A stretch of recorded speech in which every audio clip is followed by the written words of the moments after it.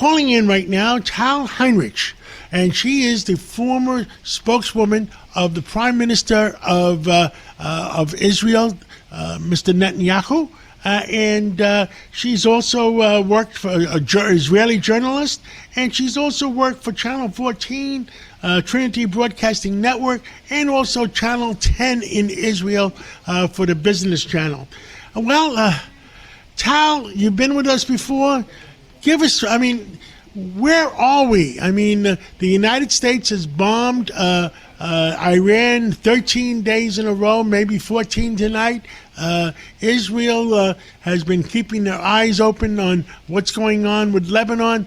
You give us the update. John, it's a pleasure to join you here. You see, it's been, as you said, almost 2 weeks now of renewed U.S. strikes in Iran after the talks reached some kind of a stalemate, or in other words, the Trump administration seems to have discovered the extent to which the Iranians are not serious at all about stopping their pursuit of nukes. They don't wish to start acting like a normal nation, so it seems. We knew that. When by we, I mean Israelis knew that. All they want to do, they want to keep blackmailing the West through their control of the Strait. But you see, there are all indications right now that President Trump has likely decided that this extortion has to stop. It has an expiration date, and he's the one deciding. He's talking about, we've seen these reports about bigger than ever before, major military punishment. Secretary Rubio said that the president's approach is a head for an eye, although I think I should tell you that I don't believe they mind losing their they don't mind, rather, losing their head, an eye, and an arm if that meant bringing down the West to some kind of submission along this process. But so we're seeing this rhetorical buildup, but there's also the staging out there with the spread of forces in the region, the overall massive deployment across this whole military theater. So this could develop in various ways, the way I see it. I know what I want to see because we're at the stage of a job half done. And I think the best option is fight hard, fight fast, and just, cause a serious damage to the lifeline, the major lifeline of this regime, and that would be the energy infrastructure.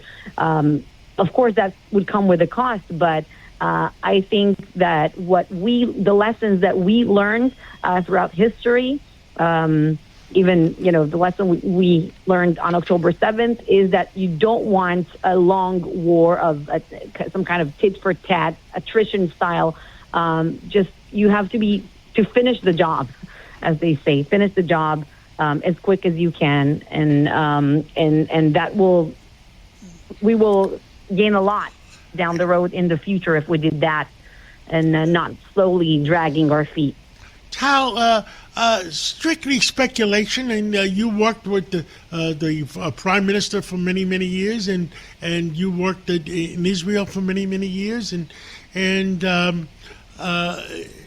any gut feeling what do you think is going to happen? Just pure speculation. Any gut? President Trump said the other day, like you said, he won up to the Iranians because the Iranians said, an eye for an eye. And President Trump says, well, we're going to take a whole head for an eye. Yeah, but they don't even mind losing their heads if that meant bringing us to our knees. And by us, I mean the West, represented by Israel and the United States here. You see, I don't have a gut feeling because this can develop in various ways. We don't know where this would go. What I do know is that Iran, this regime, they are the bullies of the world, and they have no intention nor desire to change.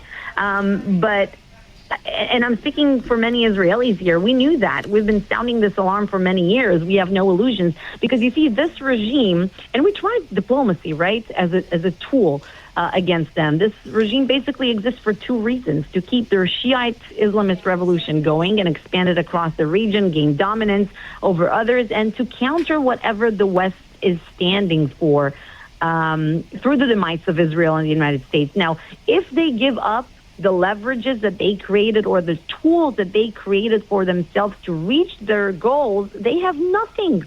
And it will be the beginning of their end. They will lose their head, so to say. They know that, we know that, and that's why there's no such a deal that would be a good deal for the West with them.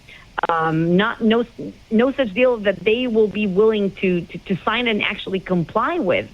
And for this reason, you see, we have these options of fight hard, fight fast, or a slow war of attrition in a tit-for-tat manner.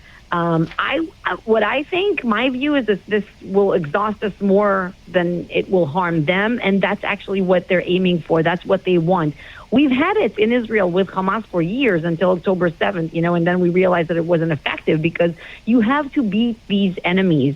I remember Senator Lindsey Graham, and I think it's a good place to mention him. Big loss for the U.S., big loss for Israel, for you, a national treasure.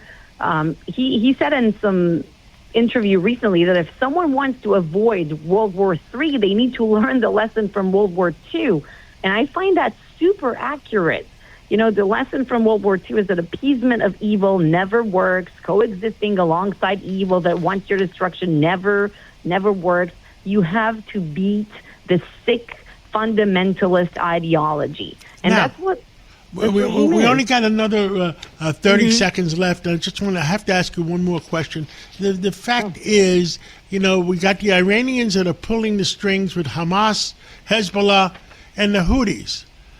I mean, but the Iranians are running out of money. So give us your pulse of that. So, also, the past years have shown that when you cut the lifeline for the regime, when you put sanctions on them, the more you do that after President Trump pulled out of the JCPOA, the terrible Iran nuclear deal, if you remember, that was signed in 2015, we saw that the money headed for the proxies, arming of the proxies, was also drying out. But then, things have changed, and the proxies gain dominance across the region, and they get the marching orders from Iran. So obviously, there are two things to say here. One, yes, who's going to control the Hezbollah? Who's going to control the Houthis? And what happens with the Hamas? Is it all over for them? We should remember the Hamas. So Hamas, for example, existed long before they got support from Iran.